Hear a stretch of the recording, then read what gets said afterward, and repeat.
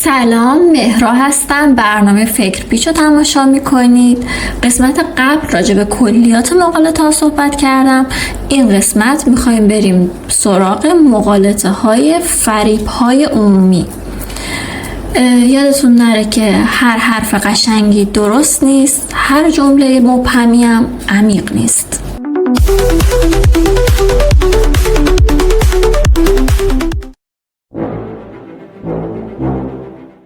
4 دستن: مقالطه پناه بردن به احساسات، ترس پراکنی، مقالطه پناه بردن به طبیعت و مقالطه پناه بردن به اکثریت. دونه دونه توضیح میدم. مقالطه بازی با احساسات. این دیالوگو گوش بدید. Don't ever let somebody tell you you can't do something. Not even me. حرف قشنگه، درسته، احساس خوبی به آدم میده، ولی دقیقاً این یه مقالطه پناه بردن به احساساته.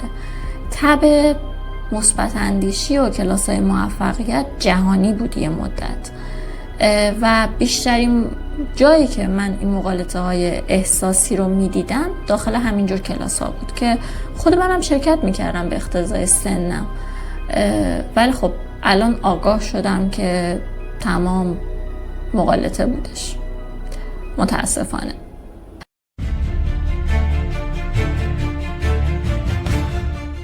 مقالطه تاریخی هم که زیاد داریم. مثلا طرف مسئول هدایت یه عده آدم بوده، برای اینکه اینا رو بشورونه علیه دشمناش، حالا مثلا احساساتیشون کرده و از احساسات ملی مذهبیشون سوء استفاده کرده. این چیزا تو تاریخ زیاد اتفاق افتاده.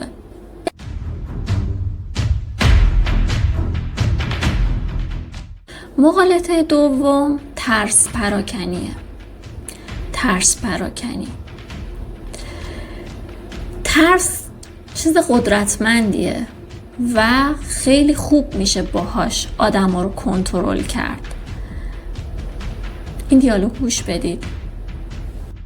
Not be afraid of their governments. Governments should be afraid of their people.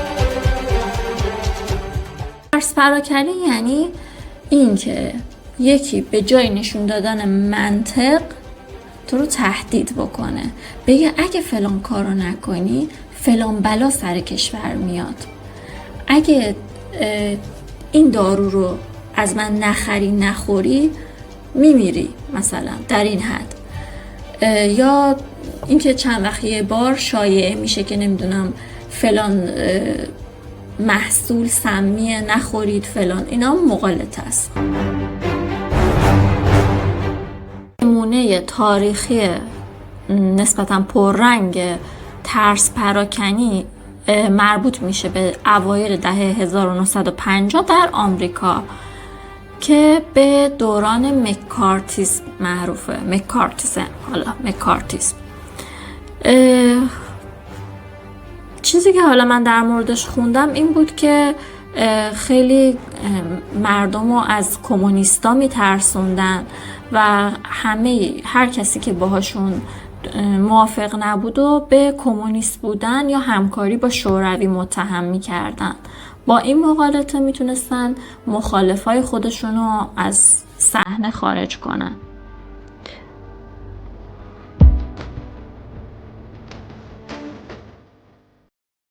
مقالطه سوم که من خیلی دلم از دستش پره، مقالطه پناه بردن به طبیعته.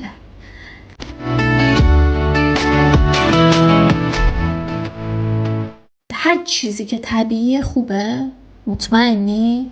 سم طبیعی هم داریم و هر داروی گیاهی که طبیعی خوبه. میدونی من خودم تو دوران خدمتم کلیه و کبدی دیدم که با همین درمونشا از کار افتاده. هر چیزی که طبیعی خوب قرار نیست که خوب باشه و اینقدر طبیعت به من کمک میکنه، طبیعت مد شده. یه ذره فکر کنید راجع به جمله طبیعت، یعنی همون زلزله خونه رو سرمون خراب میکنه. قرار نیست هر چیزی که طبیعی خوب باشه. اتفاقا طبیعت خیلی جاها علیه ما، برای حفاظت از خودش. طبیعت خودش براش مهمه. این اصطلاح‌های مادر طبیعت و اینجور چیزا، طبیعت اولویتش حفظ و بقای خودشه. هر گونه اولویتش چیه؟ بقای خودشه.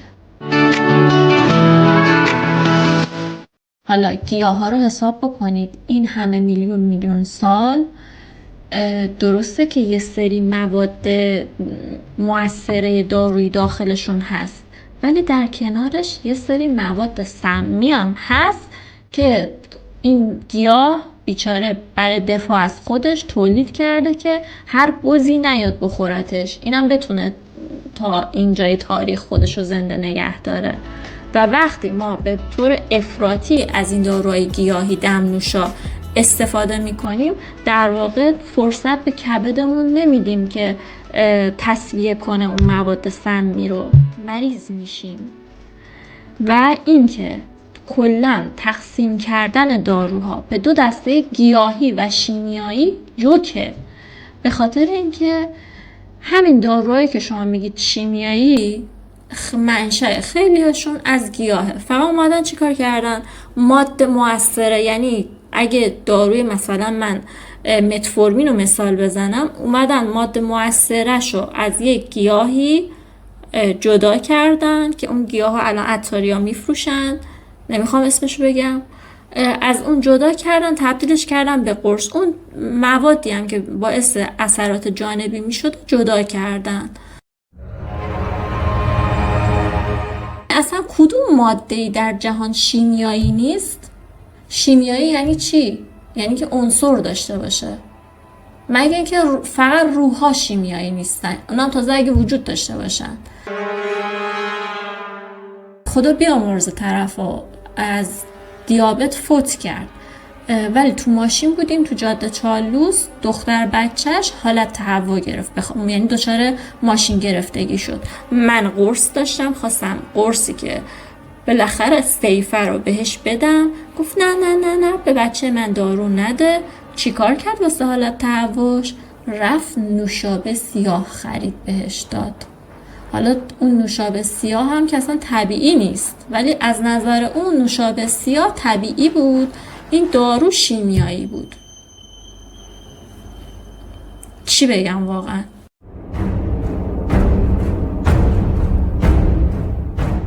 مثال دیگه که خیلی منو تحت تاثیر قرار میده هنوز و ناراحتم میکنه و قشنگ میخوام اسم ببرم از اون فردی که از این مقالطه استفاده کرد، خودشو مشهور کرد، جیب خودشو رزیدنتاشو پر کرد، آقای دکتر روازاده است. یه مریض اومد داروخانه، یه مادری بود، دختر مثلا 20 و چند سالش نمیتونست از پله ها بیاد بالا و اصلا حال نداشت و اینا. برای من توضیح داد که رفته پیش رزیدنت. آخه اصلا تو دکتر تخصص چی هستی که رزیدنتت چی باشه؟ مورچه چیه که کله، دقیقاً باید بهشون توهین کرد. مورچه چیه که کله پاچش چی باشه؟ اومده بود یه مش گیاه که معلوم نبود چیه به این داده بود برای اینکه حالت تهوعش کم بشه. یعنی نمیدونی که این یه چیز واضحه، کسی که داروی شیمی درمانی استفاده میکنه حالت تهوع داره. و اون بچه دچار خونریزی بیشتر شده بود، کلی آرزه داده بود، چون اون گیاه هم مجموعه از مولکول‌های یعنی مختلفه که اثرهای مختلف میذارن. دقیقا نمیشه آزمایش کرد که فهمید که چی کار باید کرد، کدوم مولکول این اومده این اثر رو گذاشته. خطرناک داروی گیاهی، خیلی جاها خطرناکه، ولی اگه می اومد خیلی راحت یه داروی ضد تهوعی که خیلی عادی مصرف میشه برای بیمارای سرطانی، حالا اگرم جواب نمیده گاهی اوقات به خاطر شدت اون علامت حالت تهوعه، ولی دلیل نمیشه اگه جواب نمیده بیایم یه چیز نامعلوم رو بدیم دست یه مریض در روپوش مقدس سفید.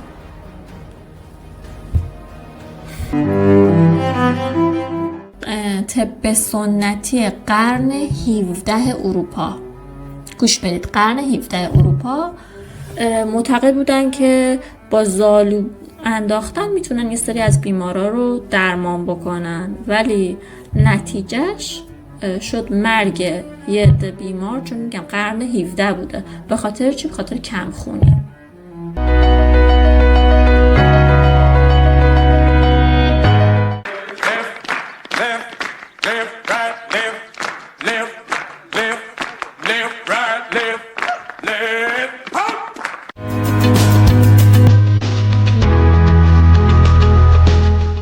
وقتی که به یکی میگی که این رفتارت اشتباهه، میگه نه، اگه اشتباهه چرا همه انجام میدن؟ همه همینطورین.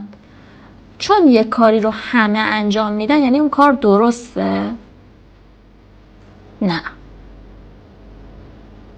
این مغالطه مخصوص آدمای تنبله که نمیخوان فکر کنن، دوست دارن که بقیه به جاشون فکر بکنن و اینا هیچ مسئولیتی در مقابل اتفاق پیش رو نداشته باشن. I would have walked differently. Well, ask yourselves why you were clapping. And we all have a great need for acceptance. But you must trust that your beliefs are unique, your own, even though others may think them odd or unpopular, even though the herd may go, that's bad.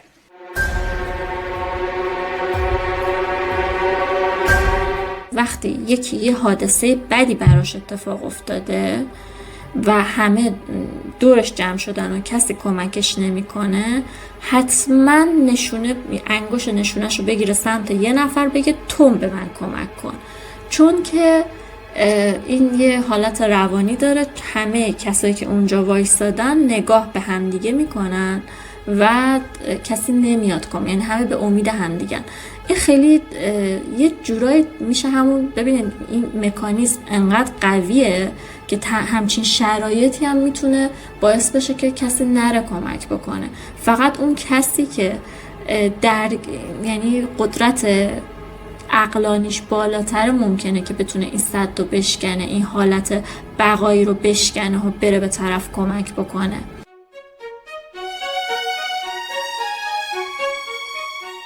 خیلی مثالای تاریخی میشه در این مورد زد. مثلا بردهداری یه زمانی در اکثریت کشورها رایج بود، ولی آیا کار درستی بود؟ یا زمان گالیله همه معتقد بودن که چی بود اصلا؟ انقدر اعتقادشون عجب غریب بود که خورشید دور زمین میچرخه. الان خندم میگیره که یه الان دوباره به همین اعتقاد رسیدن. ولی آیا درست بود اینکه همه معتقد بودن که خورشید دور زمین میچرخه؟ درست بود؟ تو خدا الان نظریه زمین تخت و اینا رو بعداً بهش میرسیم. دونه دونه خدمت این نظریه ها میرسم با فکت و دلیل. زبانتون خوبه، میرید با بعضی یوتیوبرهای عزیزم زبانتون خوبه میرید کپی میکنید از برنامه‌های یوتیوب خارجی، یه 2 واحد فیزیک هم بخونید خب کنارش. بعد یه چیز دیگه، توهم توطئه برای سرگرمی، اسمش روشه، تئوری توهم توطئه. و شما فکر میکنید علمیه؟ این تئوری توهم توطئه مثل فیلم، مثلا فیلم علمی تخیلیه، در این حد واسه سرگرمیه. چرا فکر میکنید بیس علمی داره؟ میاد اینقدر جدی هم با هم دیگه سرش میجنگید.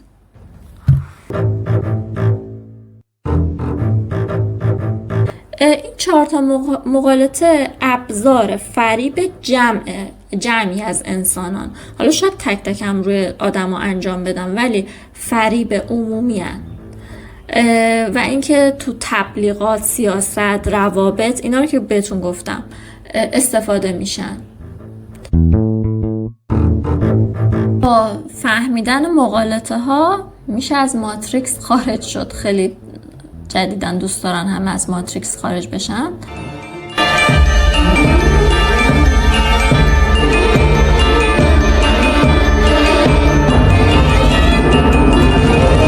این که تو دنیایی که پر از صداهای بلنده، بیا من و تو اون کسی باشیم که با دلیل حرف میزنه.